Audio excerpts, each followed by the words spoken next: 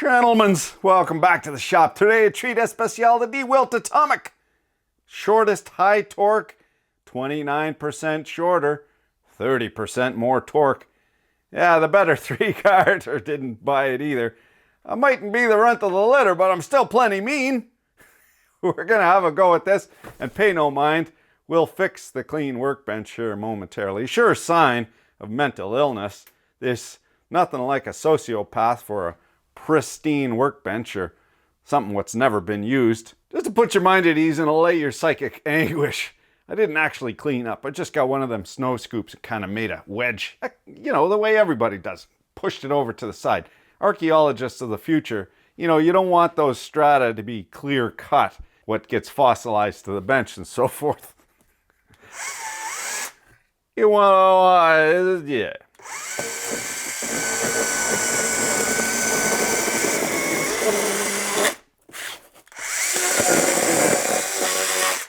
Beautiful summer day out there.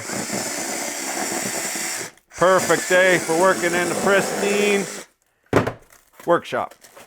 Out of the sun. Wouldn't want my cave troll tan to, you know, something. I do believe that's a record. Time! Blue grade thread locking compound on the belt loop fastener. Nice. 2 words never strung together in the same sentence. Well, not that I've heard anyway, for obvious reasons. Good and stubby. Less than 4 inches. Question, anybody go to William Osmond's thing in, I think, California, IA? Electro Boom had invited me, but I was set to camping in Scotch Creek. Don't ever go there, it's horrible. Just bloody miserable with the lake and the sunshine and the kids packing up and fucking off into the great blue yonder. Just miserable. Oh yeah, and they pulled a campfire ban. There was a campfire ban. And, well, just like cleaning up the workbench, you got to clean out the undercarriage. You never know when some Soros-sponsored hippie is going to cause a lightning strike. Spontaneous like. In 11 different spots at the same time. No, that couldn't be. Yeah, so William Osmond's thing, what was it called? Schmooze Fest or something. How was that? Was it the new reincarnation of Maker Faire? Not to be confused with Maker Faire. Got the bearing end cap off. I like this style better, the monolithic piece, rather than the split right down the middle, especially for an impact. Far, far better arrangement. Shielded inlets for the fan. And very rigid. Glass fiber reinforced PA6 with some TPE overmolding. Butylene.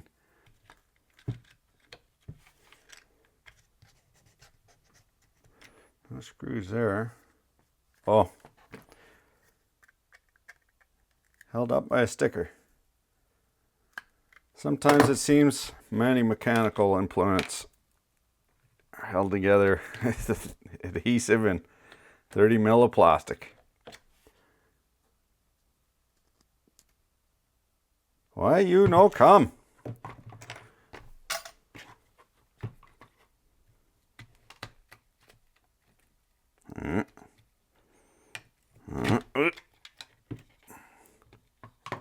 Oh, nice. Pinned. A precision ground on the OD location dowel. Pinned. Very nice. This is a definite upgrade in manufacturing than we've seen from other DeWalt tools. The mold making is superb.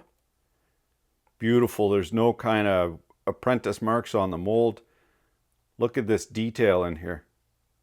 All those details wear out quick, so it's very expensive to mold a lot of these parts because you need more. The molds wear out prematurely.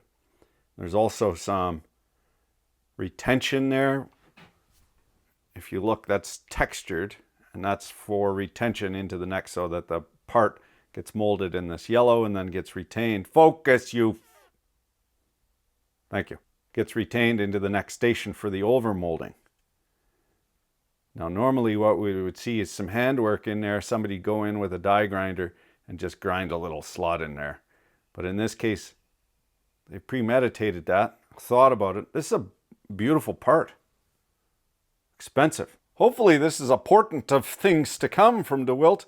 Look at this, a proper ka-chunk slide switch. What for actuating the chooch for the chotch. Not just a membrane, you know, little thing what you got to get in there and practically get your reading glasses out and a pen in order to actuate a 200-pound gorilla problem. So this actually, and it has a 200-pound gorilla proof slide actuator.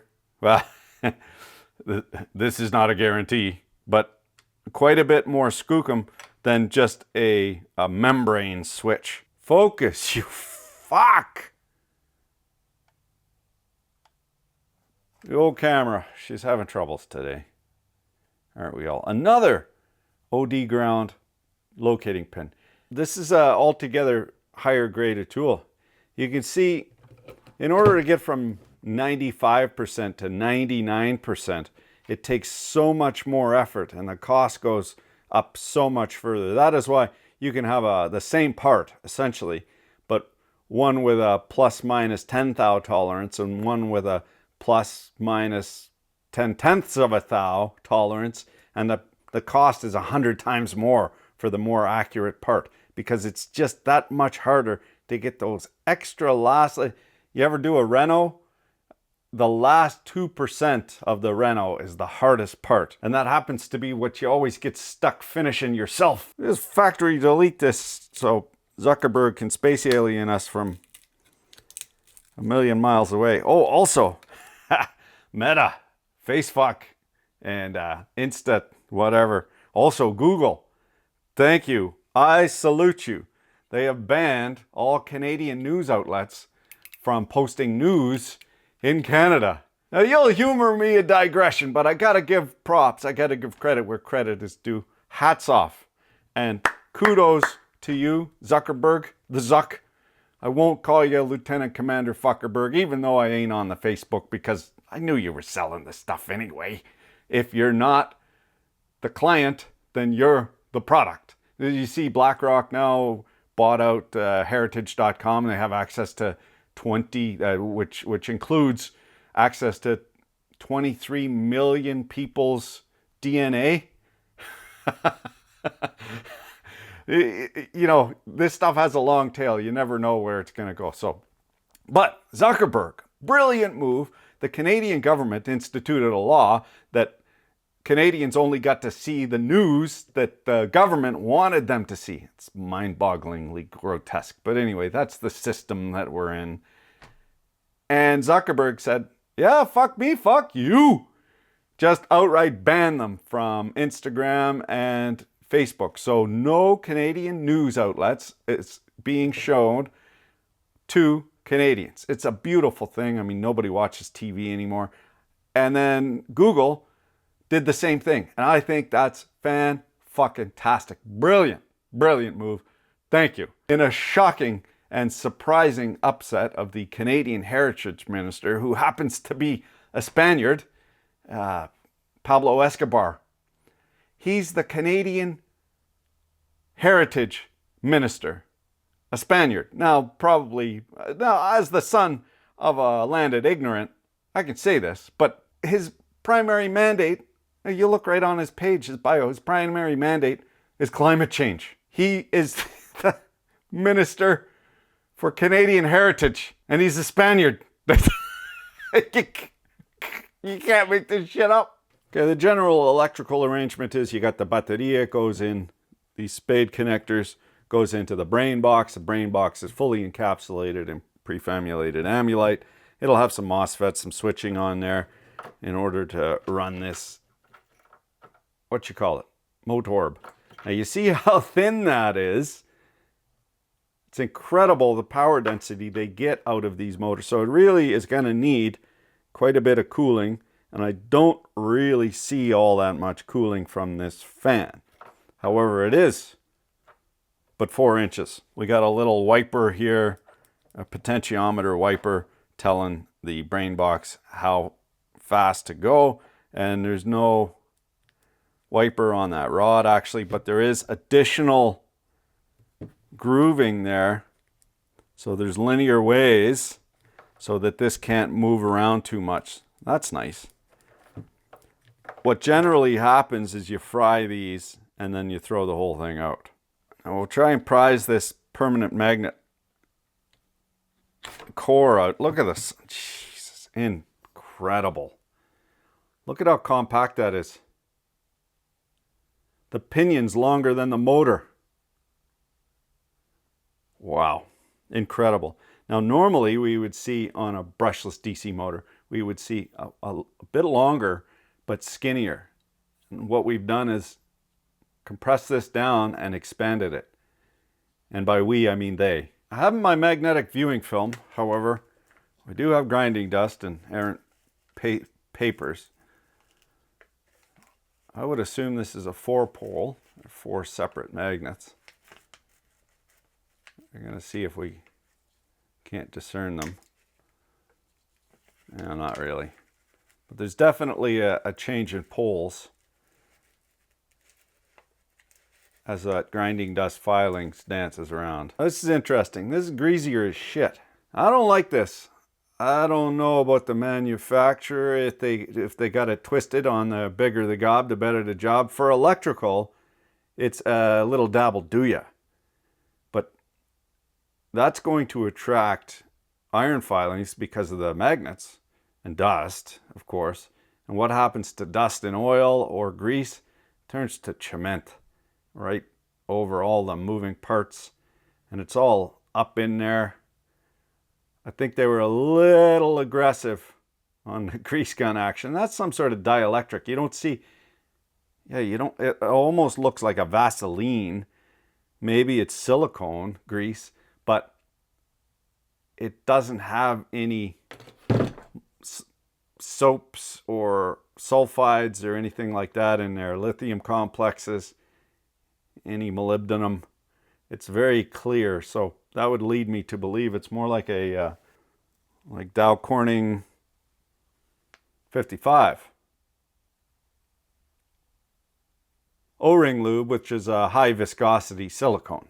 This is smart to have routed out the PCB board for airflow to those coils you see on the Hall effect sensor board. The Hall effect sensor board is just to confirm the position of the rotor. It measures the magnetic field and talks to the brain box in order to tell it that yes, we are indeed at that spot, and you can go ahead and fire the next sequence. Now, the gear case itself, or the hammer case, all aluminum, and it's been die cast as well as machined on the OD. Fair beefy for the size of her, fair beefy spring, impact spring. Now what happens is the dogs engage on the anvil and hammer and then pop back against the force of the spring up and over the hammer and then hammer again.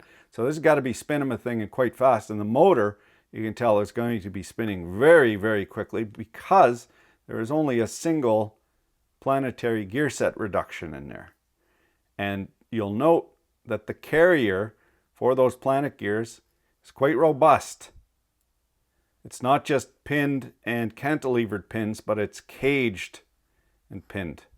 So this whole mechanism for the compactness of it is quite skookum. Well, not quite. It is. They got to be stinking that the silicone grease is inert, so it will not hurt the coils. Those coils heat up, and they are magnet wire, so they're dipped in, well, it used to be lacquer, now I don't know, 11 herbs and spices, but it is prone to getting attacked by hydrocarbons if it's oily, but maybe not for silicone grease. I'm still not convinced about those big globs of goo in there. Just doesn't seem right to me. All the soldering's good, no dingle balls, no flyaway wires, all a good attention to detail. The small wires, what run the LEDs, they run past that die-cast aluminum, which might get hot, so they've added an insulative protective sleeve there, woven fiberglass, heat shielded, yada yada, and the affixation for all the wires. Beautiful. Another little detail we've been seeing more and more on the brushless motors is this lug. This lug. And what that allows it to do is dissipate any inductive currents in this conductor here, which is the casement. Of course, you have these field windings switching very rapidly, and you're prone to getting inductive loading, eddy currents in here. Also, maybe for static dissipation, it chooches back to where it come from.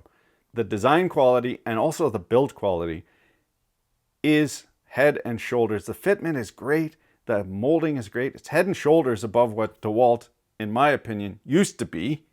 And we see also with that multi-prong tool, what for getting into tight, dirty spots, you know, that thing. We compared that between the, what was that called? The multi-angle driver or the low profile driver or the, let me get it for you. A picture is worth a zillion words. Yoo-hoo! This thing with the detachable penis. Despite it being all plastic, it's still better than the Milwaukee because the Milwaukee has those rubbish tactile switches on the back, which you can't change in a hurry. The thing was just driving me bananas. This thing's far better than the Milwaukee version of it. Now, I can't speak to as far as this is far better than the Milwaukee version of the short Stubby. However, it's head and shoulders above what DeWalt used to be. They used to be quite sloppy and manufactured in Mexico, you know, not China. If it makes a difference, closer to home is better, you know, because environment. The only thing I don't like about DeWalt, these 60, well, not the only thing, but the color is horrific. 60 volt, 20 volt. You go from seriesed up batteries, and when you slam it in the charger, it parallels them into 20 volts. So if any of these cells are off kilter, off balance, they get a flood of current into them, and it tends to blow up the batteries. Not blow up, but it tends to ruin the batteries. I know a lot of guys in the rental business do not use these batteries because they don't last. You're out in the cold or the mild cold and you need to charge the battery and it's dead flat. Or, you know, you're working it inside, you put it in the truck, it's dead flat. Then you slam it on the charger and it won't charge because it's gone too far below and one of the cells blows up.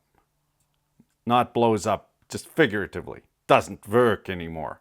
So these batteries, I've had good luck with these, but I know that I have to baby them a little bit. You got to treat them different because they physically switch from 60 volts to 20 volts when you change them on the charger.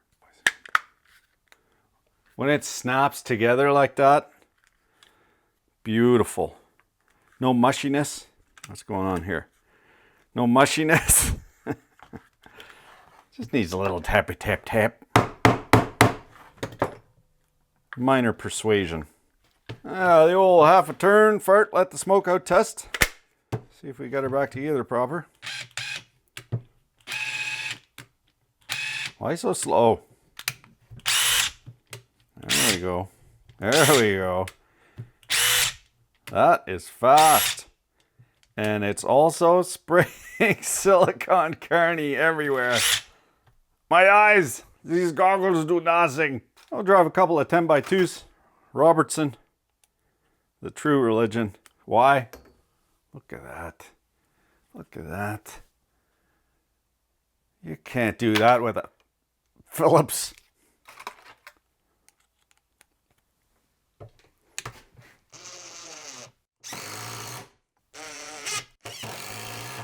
Got some hardwood, oak. My buddy burns these offcuts. I can't bring myself to do it. It's just, apparently there's a never-ending supply. It grows on trees, but I still can't bring myself to do it.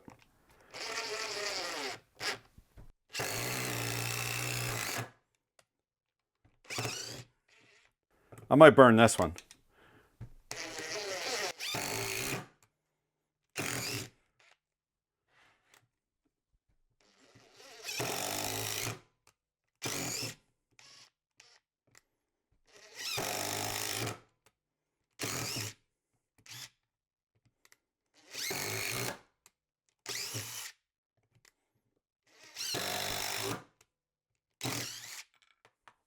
Go ahead and pick up that screw. I dare you. That's a mistake you only make once. Now we'll do the Lee Trevino feather touch to put up pictures in drywall or assemble IKEA furniture. That's quite a little bit too weak sauce even for me.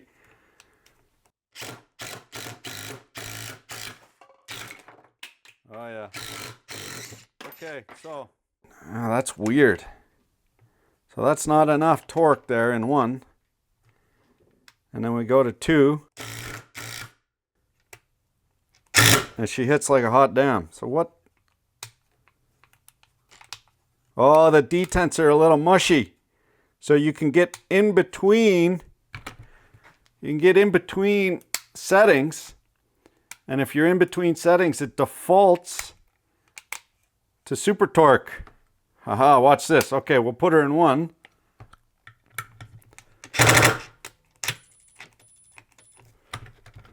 Not enough to drive that screw. Now we'll ostensibly put her in 2, but we're actually in betwixt the between, in no man's land. Spins you right round like a whole hog.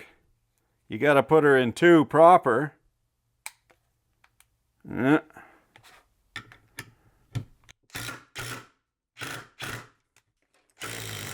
Ugh. Fuck. First day with my new feet. A little bit weird on the settings. It'd be nice if 1 was a little bit higher and 2 was a little bit lower and 3 was don't be afraid to give her a while. Good addition to the fleet. We're running low on impact drivers lately. I think they grow feet and walk off somehow. Thanks for watching. Keep your dick in a vice.